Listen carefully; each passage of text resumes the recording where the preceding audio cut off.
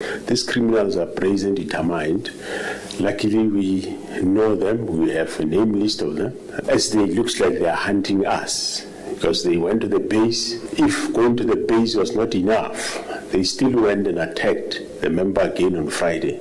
We will go out, and hunt them. In that occasion, when these criminals confronted the member who, of course, unconsciously approached them with a view that maybe they are doing an inquiry, only to be greeted by bullets, for the mere fact that these criminals, as we call them, went as far as trailing our members to the base, it says a lot to us. More so going to an NIU base, and we are here in Umtata just to say that we have, as South African Police Service Management, we have concluded a visit at our National Intervention Unit offices here in Umtata, which we call it NIU. NIU is one of our specialized unit.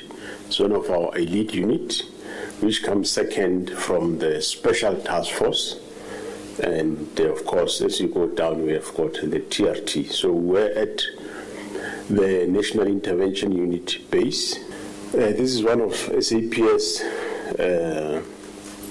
units that leaves nothing to chance, and they are at all times being utilized countrywide. And as you are aware, this unit was attacked last week on Wednesday by 3 men who arrived at the base of the unit and asked to see one of the members there. Ladies and gentlemen, we are not going to fold our arms and allow a situation where our dedicated, hardworking police officers who are entrusted with investigating and tracing hardened criminals to be targeted. For the mere fact that these criminals, as we call them, went as far as trailing our members to the base, it says a lot to us. More so going to an NIU base and you look for a member. And these people, they are not going there unarmed, they go there armed.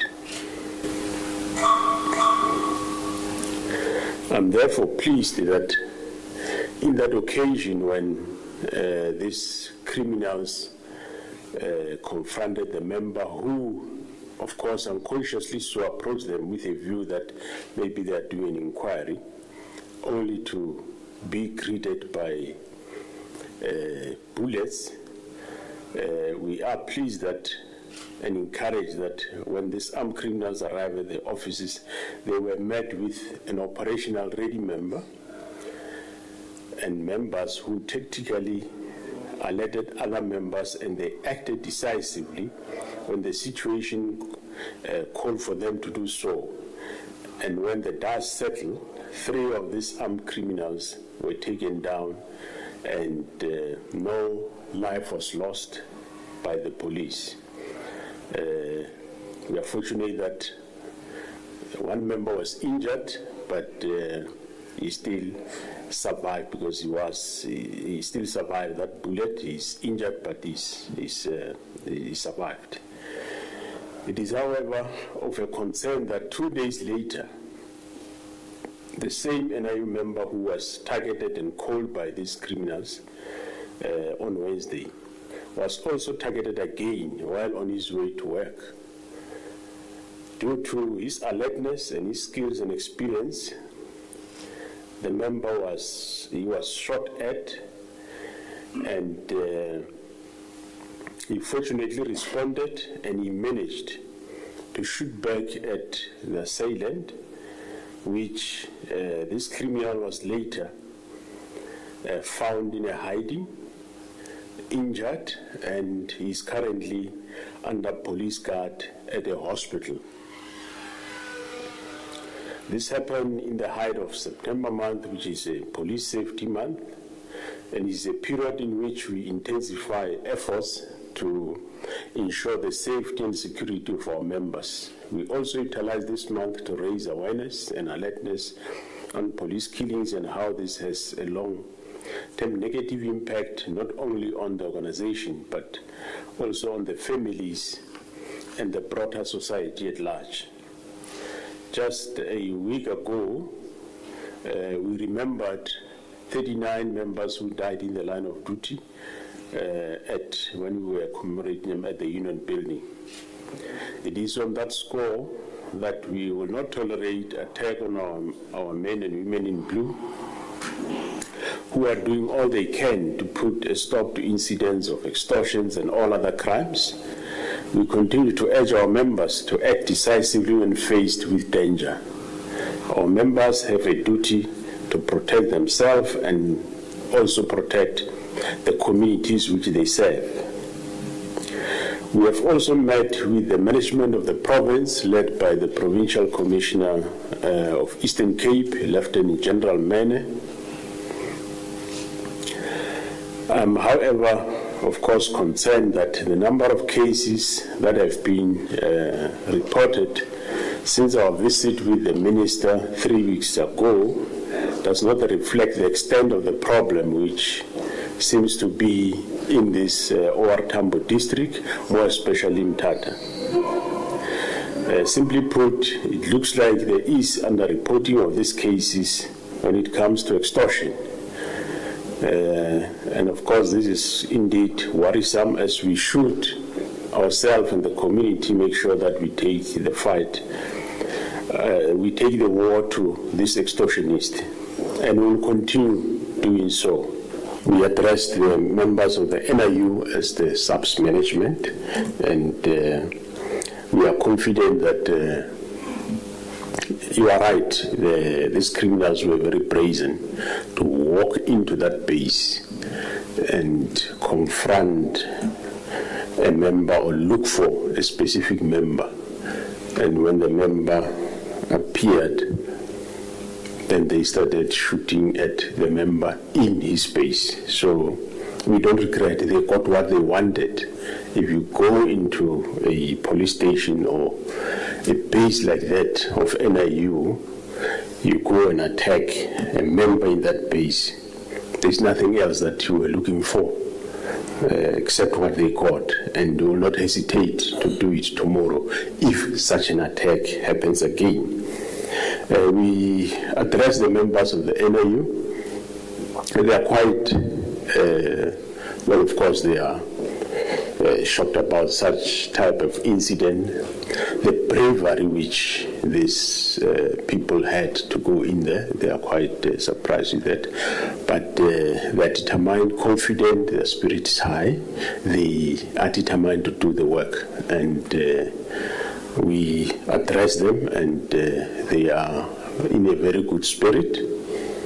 You remember some of these members just arrived from deployment in other areas of the country. So they are very much determined to do the work, and they are here and they are going to do the work.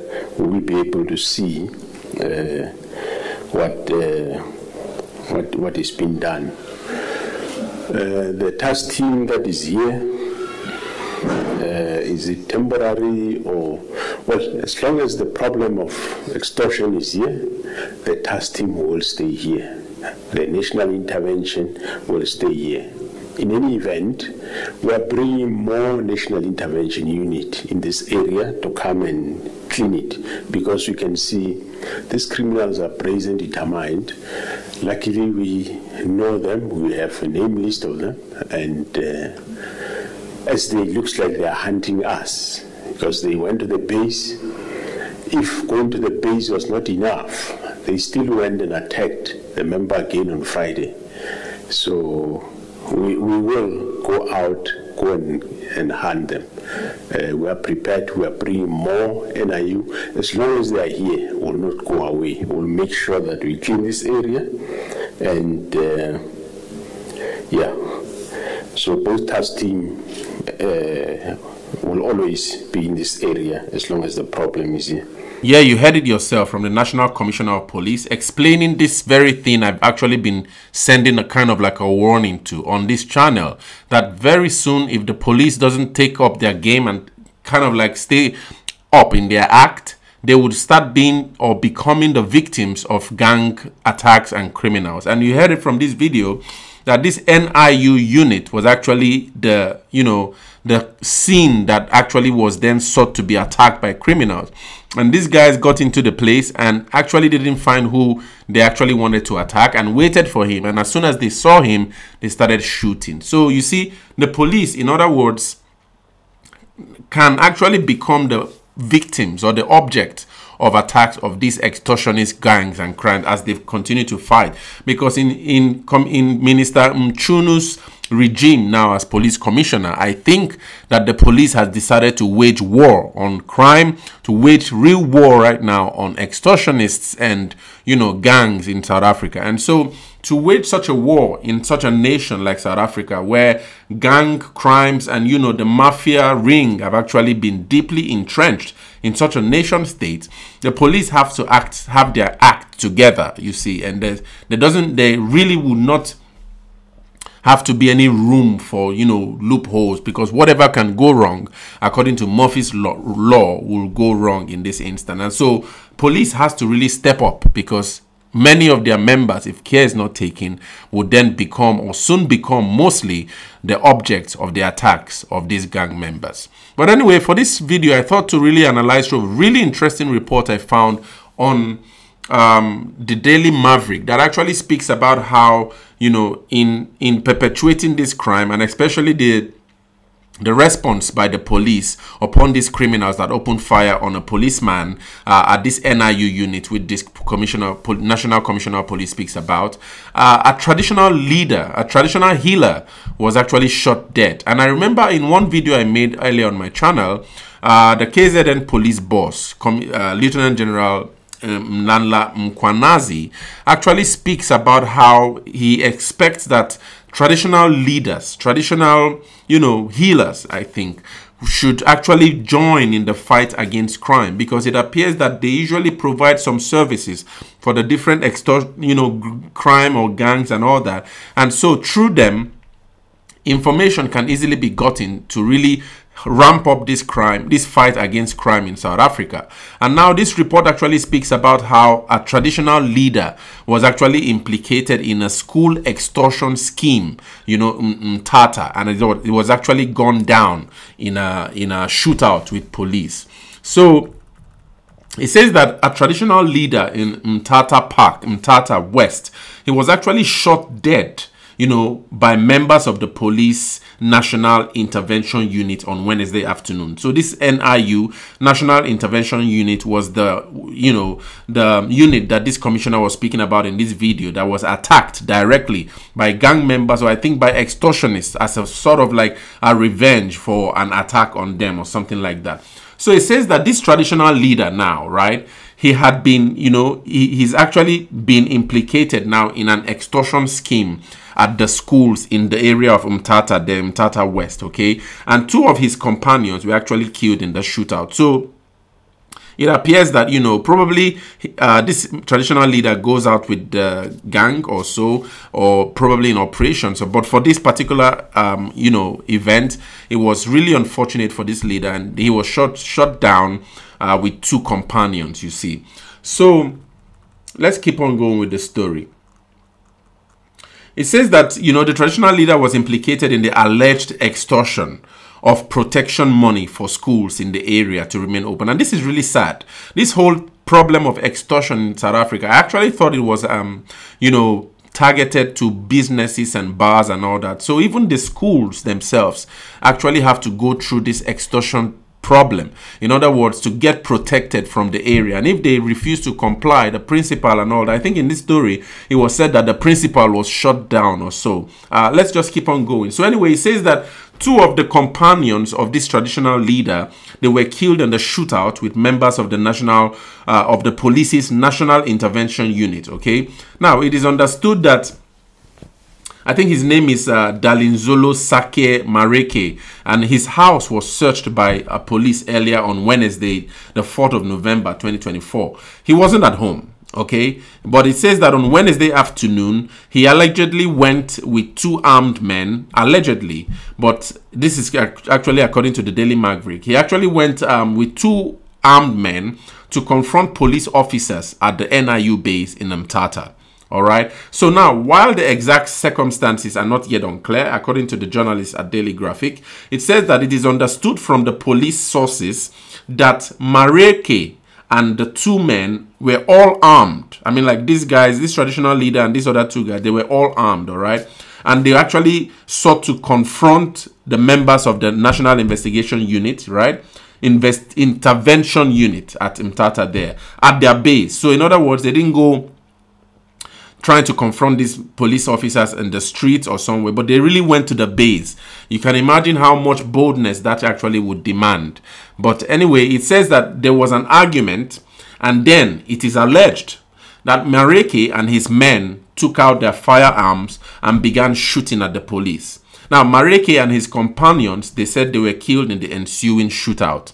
All right. And that by Wednesday night, this is actually now, it says that the Mthatha Public Order Police, senior police officers and members of the Independent Police Investigative Directorate were still on the scene as at Wednesday. So for the National Commissioner now to give a briefing confirming this incident that, you know, there were these attackers who actually went into the NIU base. So I think it's not really alleged anymore. It's a fact that, you know, these extortion or these companions anyway, they actually stormed the base of the National Intervention Unit to attack police. And this is actually what I've been warning, because you see, if care is not taken, soon this would be an outblown war that might demand or need the help of other nearby African nations. Because what I see that the South African police is facing is a real war. They are facing criminals like, you know, armed people that are armed. This is not like, you know, kind of like fighting criminals who just probably have some illegal smoking and all that. But these are people who are armed with, you know, really dangerous weapons. And so this is kind of like a war scene that the police is confronting in South Africa. And so there's no room for, you know, weakness or something like that. They have to be at the top of their game. The police in South Africa has to be at their A game at every instance, you see, because it's really gonna, I suspect that it might get even much more worse, these attacks at bases and all that, because Minister Mchunu has actually decided that he wants his regime to really be one that wages war against crime and gangs in South Africa, and that comes with a lot of consequences. All right, one of those consequences now is this attack of police officers at this NIU, National Intervention Unit, at the base itself. That's so bold. But anyway, it says that Lieutenant Colonel Sifokazi Mawiza, he actually confirmed that the 3 armed suspects were fatally shot and 1 police officer was injured in the shootout. All right. Now, she said that the incident happened at about 4:30 a.m. I suspect she's the one of those that actually gave a comment in this video that you just watched. So let's go deeper now into this whole phenomenon of school extortion, which I think is really sad. I'm Nigerian, and in my country, I really never came across this kind of phenomenon where schools, even schools, are subjected to this search and hunt for protection fee. I mean, like, it's difficult to understand. And so I don't know how the principals in these regions would actually feel, because it might feel like sitting on a hot seat at every instance, having to, you know, protect yourself, but under the guise of extortionists, so to speak. It's really sad. But anyway, the report says that last month, Abathembu King Buyilekaya Zwelibanzi Dalindiebo suggested that Mareke was involved in an extortion scheme involving the proceeds of a cell phone network tower at Lafum Ikwezi Primary School. All right. Now, Mareke, and this Mareke now I think is the, you know, traditional leader that was actually, let me even check. Is it traditional leader or traditional healer? Leader. Wow. This is a traditional leader, guys. It's a traditional leader. So it says that Mareke in turn held a meeting okay, to raise money to sue the king for defamation. So it appears that now the details are coming through. So this king, I think it's a king here in this Mtata West, and you know, the king actually suggested that this traditional leader, Mareke, was involved in an extortion scheme that involved proceeds of a cell phone network tower at this primary school. But anyway, Mareke then went in turn to sue the king for that allegation, okay? The report says that Mareke held a meeting to raise money to sue the king for defamation. But anyway, it says that the report from the school district didn't name Mareke. It didn't mention his name. But it stated that the problem began when a local chief and a group of men stormed into the school and demanded that proceeds from the tower on the school premises should be deposited into their bank accounts. All right. So it appears that local chiefs now working together, probably with these extortionists, are becoming a phenomenon in South Africa. So it says that this group allegedly inquired about funds, okay, that the school received from the towers while in another school, and they allegedly temporarily confiscated the school hall keys, claiming they belong to the community. So in other words, it appears that this is a community school, but certain fracas broke out, and then this school actually was then seized by this whole local community leadership, so to speak. It actually then says that the report states that on the 13th of August, the group allegedly assaulted the Lafum Inkwezi primary school principal in front of his staff and learners, where he refused to adhere to the demand.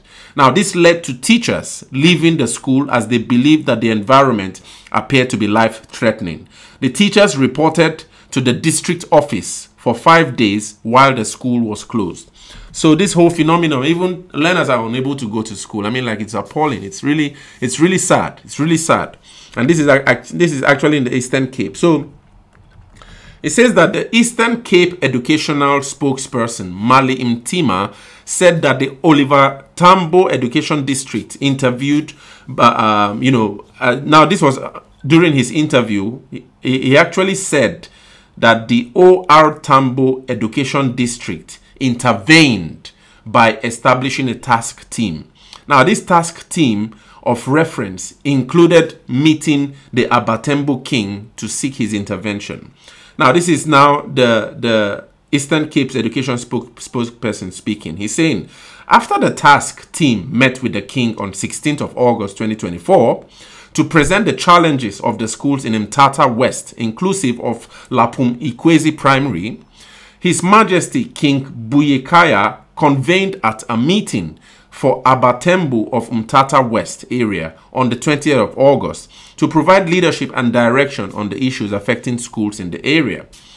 Now, it says that Education MEC Fundile Gade actually commended the king for his intervention at such, as such, since morning, August 21st, 2024, this school at Mkwe, as a result of the king's intervention now, from August the 21st of 2024, schooling at this school, Lafum Inkwezi, has actually resumed. And now teaching and learning is actually now taking place. So the report goes on to now say that, the spokesperson of the king, Dalin Diebo, is actually saying that, this is him speaking now, he says that we call all other individuals masquerading as chiefs or traditional leaders in the area, enabling their criminal enterprise as extortionists, to immediately desist from such a criminal behavior. So it appears that this case now, where extortionists actually stormed an NIU, National Intervention Unit of the police, to attack a police officer who probably might have contravened or obstructed their operation, they masquerade as local chiefs, but accompanied by other criminals to carry out their extortionist, attacks on schools and bars and businesses. And so that's kind of like the new phenomenon which the police now seems to be observing and trying to take note of. So, but my final thoughts here anyway are really the fact that, it's really sad what's really going on with extortionism in South Africa. I mean, like, if they could be limited to just the bars and the businesses, that would be fine. But not a space where people learn, because South Africa is already suffering from a 35% unemployment rate. And now if you listen to BOSA's leader, he speaks about how the 35% unemployment rate in South Africa is not just the fact that South Africans that are unemployed are just unemployed, but they are unemployable. In other words, they do not have the right education to allow them become employable by an employer. And so this calls for massive overdose of education. And now if the extortionists in South Africa would now include schools to their extortionisms, thereby, robbing off that education that can avail the young children or students or learners in South Africa as a means to, start fighting this high unemployment rate in South Africa, then I think that, the communities in South Africa are in a deep hole.